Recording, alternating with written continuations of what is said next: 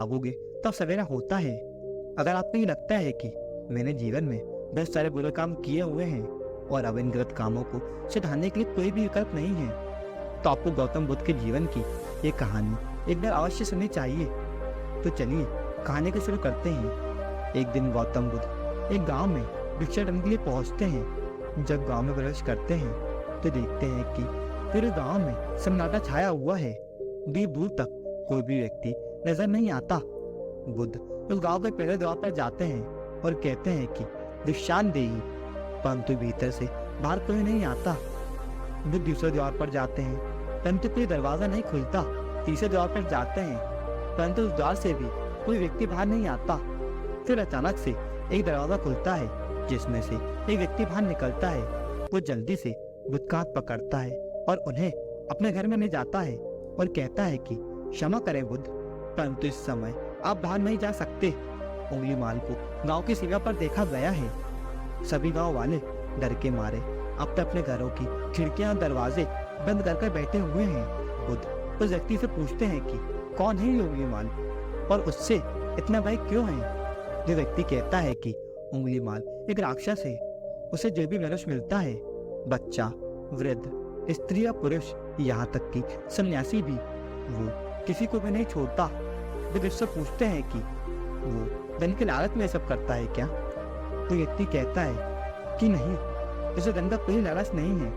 वे जब भी किसी आदमी को मारता है तो उसकी उंगली काटकर अपने गले की माला में लगा लेता है, इसलिए उसका नाम उंगलीमाल पड़ गया है।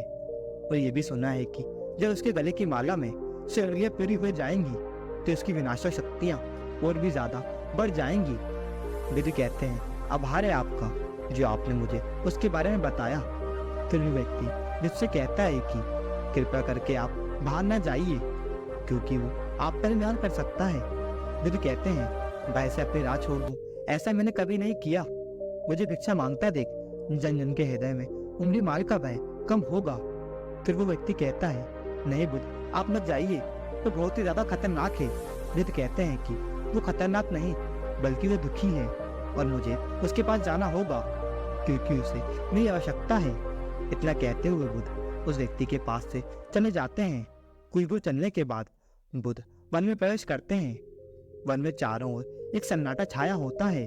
दूर दूर तक ना तो कोई मनुष्य न कोई पशु पक्षी दिख रहा होता है, परंतु गौतम बुद्ध अपने मार्ग में आगे बढ़ते रहते हैं। अचानक बुद्ध के सामने उंगलीमाल आकर खड़ा हो जाता है। उसका रूप इतना भयानक है कि कोई भी व्यक्ति उसे देखकर ही भयभीत हो जाए। उसके गले में उंगलियों की माला होती है। चेहरा और हाथ रक्त से सना होता है और शरीर बलशाली होता है। उसका रूप इतना भयानक होता है कि किसी भी साधारण व्यक्ति के प्राण तो उसको देखते ही निकल जाए, परंतु बुद्ध पर उंगलीमाल के डरावने रूप का तो ऐसा नहीं होता। बुद्ध कुछ क्षण तक शांत मुस्कुराहट के साथ उंगलीमाल की तरफ देखते हैं, फिर उसके बगल से निकलकर अपने मार्ग में आगे बढ़ जाते हैं। बुद्ध को ऐसा करते देख उंगलीमाल को ये समझ नहीं आता कि उसके साथ ये हो क्या रहा है। वो मन में सोचता है कि मुझे देखकर लोग या तो भाग जाते हैं या मुझे देखकर मर जाते हैं या मुझसे अपने प्राणों की भीख मांगने लगते हैं। मैंने कई सन्यासियों को मारा है, परंतु मैंने आज तक कोई ऐसा व्यक्ति नहीं देखा जो मुझे नजरअंदाज करके अपने मार्ग में आगे बढ़ जाए।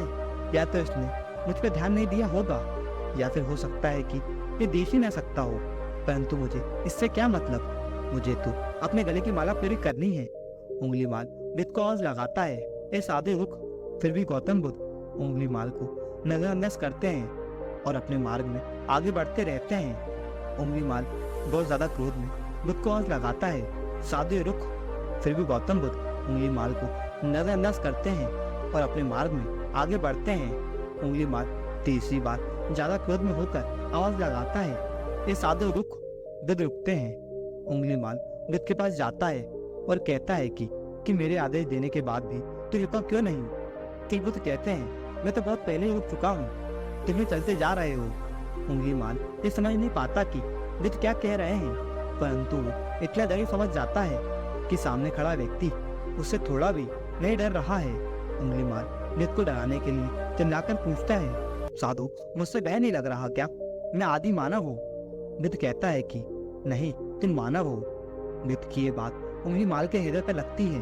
पहली बार उसे किसी ने मानव कहा था, परंतु वो इस बात को नजरअंदाज करने का प्रयास करता है और मुझसे पूछता है कि साधु, तूने ये क्यों कहा कि तू कब का रुक चुका है, जबकि तू तो चल रहा था। और तूने ये क्यों कहा कि मैं नहीं रुका। बुद्ध कहते हैं कि मैं बहुत पहले रुक चुका हूँ, यानी मैंने ऐसे सारे बुरे कृत्य करना पहले ही छोड़ दिए हैं जिससे कि व्यक्ति को कष्ट पहुंचा सकते हैं। सब जीना चाहते हैं, बस तुम उन्हें करुणा से देखने का प्रयास करो। गौतम बुद्ध के ये शब्द दोबारा से उंगलीवाल के हृदय पर चोट करते हैं, परंतु वो दोबारा से बुद्ध की बातों को नजरअंदाज करने का प्रयास करता है। इस बार वह क्रोध में भरकर बुद्ध की गर्दन पर अपनी तलवार रख देता है, जिससे वह लोगों की हत्या किया करता था, और उससे चिल्लाकर कहता है, नहीं साधु, मुझ में ना तो प्रेम है ना ही करुणा है, सिर्फ छल और कपट है। इसलिए मैं सबकी हत्या करूंगा और किसी को जीवित नहीं छोड़ूंगा। बुद्ध कहते हैं, तुम्हें लोगों ने बहुत दुख दिया है उंगलीमाल। क्रूरता मनुष्य अज्ञान के कारण ही करता है। ईर्ष्या, द्वेष, मोह, माया, ये सभी अज्ञान की संतानें हैं, परंतु वो व्यक्ति ही है जिसमें दया, करुणा और क्षमा का उदय भी होता है। उंगलीमाल, यदि जीवन में क्रूर और निष्ठुर लोग हैं तो दयावान भी हैं। बस तुम्हें अपनी आंखों से इस अंधेपन की पट्टी को हटाना होगा, ये तुम्हें केवल बुराई दिखा रही है। तीसरी बार बुद्ध के शब्दों को सुन उंगलीमाल का खुद पर से संयम हट जाता है। उसे समझ नहीं आता कि पहली बार उसे अपने आप में इतना कमजोर क्यों महसूस हो रहा है। वह कोशिश तो करता है क्रोध करने का, परंतु कर नहीं पाता। वो बड़ी हिम्मत जुटाकर क्रोधित होने का नाटक करके मुझसे कहता है, तुम और व्यक्तियों जैसे नहीं हो। बुद्ध कहते हैं कि मैं हर व्यक्ति जैसा ही हूँ, बस मैं जागृत हूँ और ये सिद्ध कर रहा हूँ कि हर व्यक्ति में जागने की क्षमता है। मेरा मार्ग क्रूरता को दया में परिवर्तित करता है। उंगलीमाल, तुम अनजाने में घृणा के पथ पर हो, बस इस क्षण रुक जाओ। तुम्हारे भीतर भी क्षमता है कि तुम दया और करुणा के पथ पर भी चल सको। इतना सुनते ही उंगलीमाल के हाथ से तलवार जमीन पर गिर जाती है। उसकी आंखों से आंसू बहने लगता है। भला कोई कब तक बुद्ध को अनदेखा करेगा। उंगलीमाल रोता हुआ मुझसे पूछता है कि क्या आप वही हैं जिन्हें लोग बुद्ध कहते हैं, जिन लोगों को मुक्ति के मार्ग पर चलना सिखाते हैं।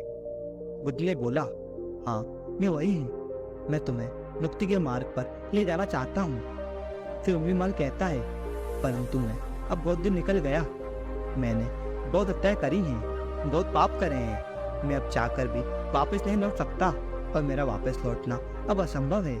बुद्ध कहते हैं कि असंभव कुछ भी नहीं है, जब जागोगे तब सवेरा होता है। उंगलीमाल कहता है, मैं अब पुनः जीवन की ओर नहीं मिल सकता, बहुत देर हो चुकी है। बुद्ध कहते हैं, तुम में इतनी चेतना है कि तुम जानते हो कि ये तुमने अब तक किया है वह बुरा था।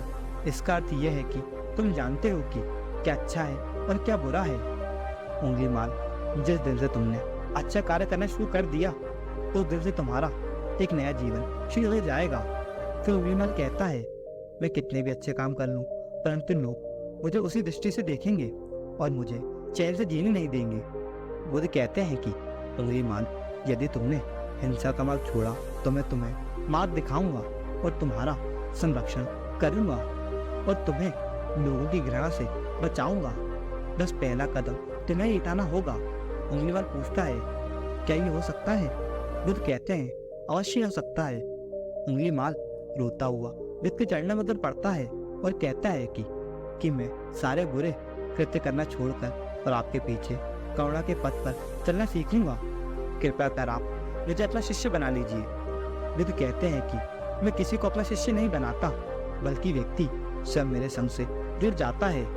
उंगलीमाल उसी समय बुद्ध का भिक्षु बन जाता है। दोस्तों, इस कहानी से हमें ये सीखने को मिलता है कि लोग सोचते हैं कि इन्होंने बहुत सारे गलत काम किए हुए हैं, अब इन गलत कामों को सुधारने के लिए और कोई भी विकल्प नहीं है। चाहे आपने अब तक कितने भी बुरे काम क्यों ना किए हुए हों, लेकिन अगर आप एक विचार को अपने मन में लाते हैं कि अब मुझे कुछ सही करना है, तो वही विचार आपके रूपांतरण का कारण बन सकता है। पर सबसे जरूरी बात यह है कि आप पहला कदम उठाने के लिए तैयार हैं या नहीं। दोस्तों, ये कहानी आपको कैसी लगी हमें नीचे कमेंट बॉक्स में कमेंट कर जरूर बताएं और चैनल को सब्सक्राइब करना ना भूलें। धन्यवाद।